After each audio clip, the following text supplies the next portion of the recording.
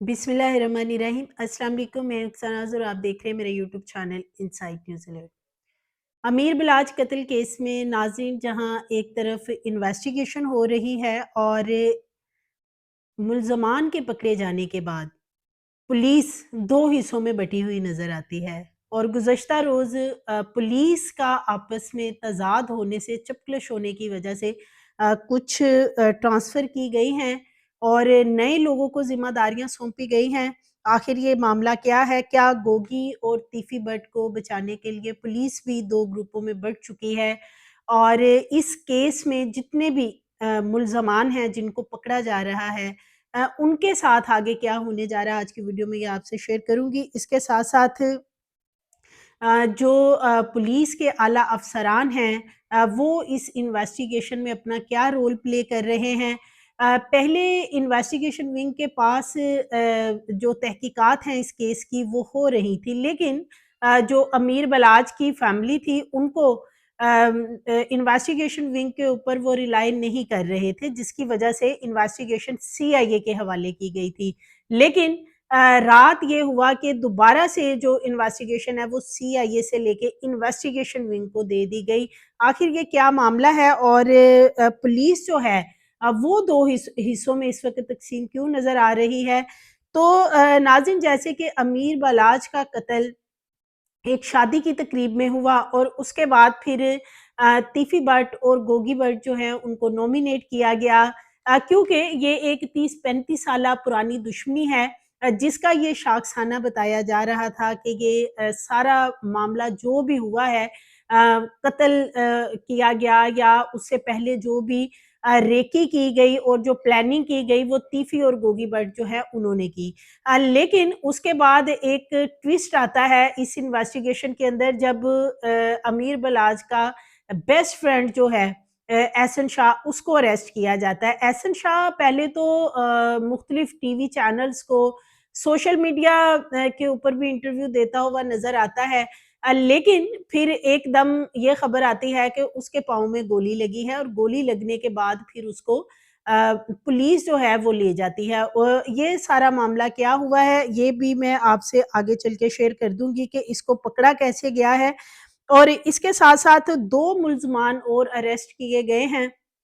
जो कि अमीर बिलाज के ही दोस्त बताए जा रहे हैं। सो ये इन्वेस्टिगेशन जो है इसमें एक चीज़ तो अब यहाँ हो चुकी है कि तीफ़ी और गोगी बट जो हैं उन्होंने बहुत से लोगों को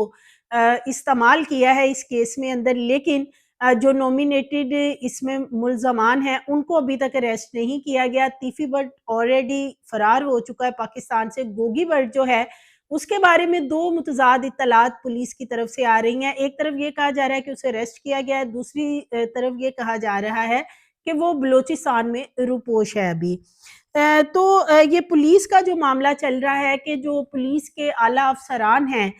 उनमें क्या मसला इस वक़्त चल रहा है क्योंकि ये जो तीफ़ी और गोगी बट हैं और इसके साथ-साथ ट्रक्कम वाला ग्रुप ये 2 जिस तरह ये आपस में दुश्मनी इनकी हुई और फिर ये 2 ग्रुपों में तक़सीम हो गया, इसी तरह बताया ये जाता है कि गुज़श्ता 30-35 साल से जब से ये दुश्मनी चल रही है, पुलिस जो लाहौर पुलिस के कुछ लोग हैं ऐसे सीनियर अफ़सरान हैं जिसमें जो वो भी 2 ग्रुपों में तक़सीम हुए हैं। एक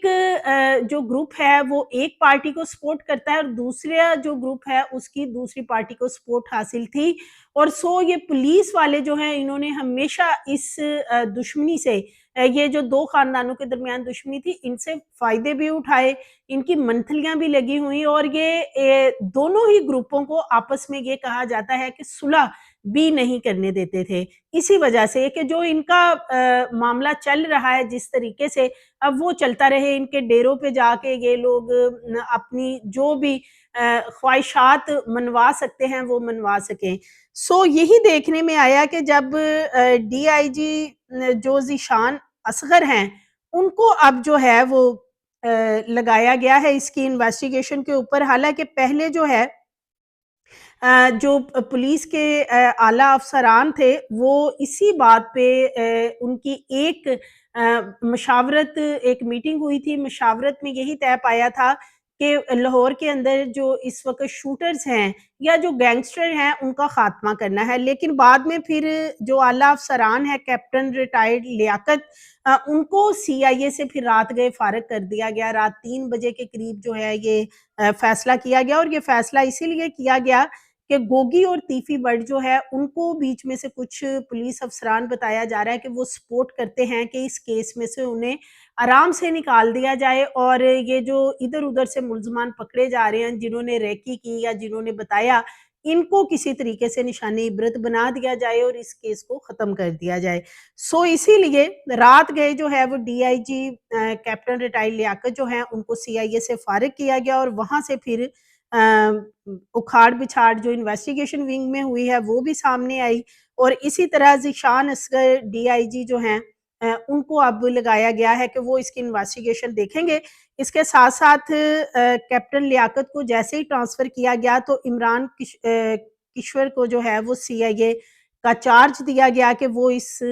پورے کیس کو اب دیکھیں گے، اور کیونکہ ناظرین جو سی آئی اے ہے اور انویسٹیگیشن ونگ، ان میں بہت زیادہ ڈفرنس ہوتا ہے ان کی تحقیقات میں۔ سی آئی اے جو ہے وہ لوگوں کو اٹھا لیا، بچھا دیا، ان کا یہ کام ہوتا، ان کا ایک اپنا طریقہ ہے انویسٹیگیشن کرنے کا۔ جو یہ انویسٹیگیشن والے ونگ والے ہوتے ہیں، یہ قانون کو فالو کرتے ہیں، یہ سارے جو معاملات ہیں ان کو دیکھتے ہیں، اور اس کے مطابق صرف تحقیقات کی حد تک، انویسٹیگیشن کی حد تک جو اسی دائرے میں رہتے ہیں۔ لیکن سی آئی اے والے جو ہیں ان کا ایک اپنا طریقہ ہے کہ انہوں نے کیسے لوگوں کو اٹھانا ہے، کس طرح پھر ان کو منانا ہے۔ اور یہ جو احسن شاہ ہے اس کو بھی سی آئی اے والوں نے جب اٹھایا ہے تو اب ایک چیز اور بتائی جا رہی ہے کہ احسن شاہ کو اس کے گھر سے جو ہے وہ پولیس نے اریسٹ نہیں کیا، بلکہ احسن شاہ کو جو امیر بلاج کا ڈیرا تھا وہاں سے اریسٹ کیا گیا ہے۔ وہاں سے اریسٹ کر کے لایا گیا اس کے گھر۔ اس کے گھر اس لیے لے کے آئے تھے کہ جو پیسے تھے وہ اس کی بیوی کے پاس تھے، اور وہ جو 50 لاکھ روپیہ بتایا جاتا ہے کہ وہ اس نے سپاری لے رکھی تھی یا ایڈوانس لے رکھا تھا، وہ وصول کرنے کے لیے، برآمد کرنے کے لیے پھر اس کو مارتے ہوئے گھر لے کے آئے، گھسیٹتے ہوئے، لیکن ڈیرے سے یہ جو ہے ساری کاروائی ڈالی گئی پولیس کی طرف سے، اس کو اریسٹ کیا گیا، کیونکہ جو احسن شاہ ہے اس کے اوپر شک ہو چکا تھا امیر موصف جو امیر بلاج کا بھائی ہے اسے بھی، اور پولیس والے اس کو پہلے ہی بتا چکے تھے تصویریں دکھانے کے بعد۔ جو کوک اصغر تھا، تیفی بٹ کا کوک ہے، وہ پہچان چکا تھا تصویروں میں اور بتا چکا تھا کہ یہ جو احسن شاہ ہے یہی آتا تھا، اور یہی آ کے جو ہے وہ ساری ریکی اور امیر بلاج کی جتنی بھی باتیں تھی، جو بھی کہانیاں تھی، وہ ان کو جا کے بتاتا تھا، ان کو اشتعال دلاتا تھا کہ اگر آپ لوگوں نے کچھ نہ کیا تو اس کے ہاتھوں بہت جلد آپ لوگ مارے جائیں گے۔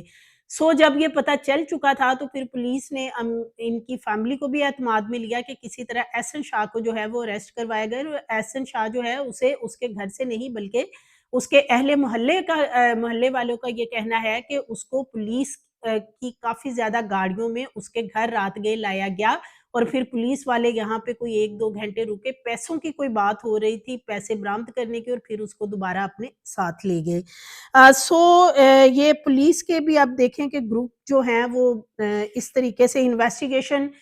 یہ اصل میں انویسٹیگیشن جو ہو رہی ہے اس میں تبدیلیاں کیوں کی گئی، ٹرانسفر کیوں کیا گیا ہے، مختلف جو آفیسر ہیں جو دیکھ رہے تھے، اس لیے کہ ان کے اس